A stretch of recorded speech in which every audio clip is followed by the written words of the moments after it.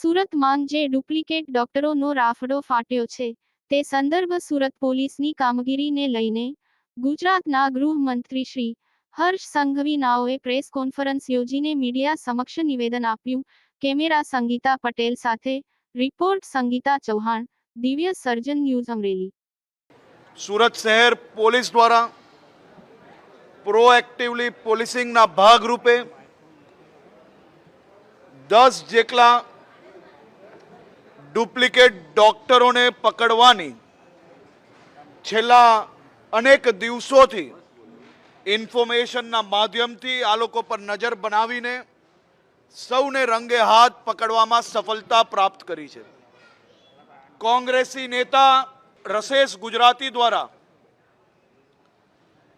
આ અસામાજિક તત્વોને ડુપ્લિકેટ ડોક્ટરના સર્ટિફિકેટ આપવામાં આવતા હતા।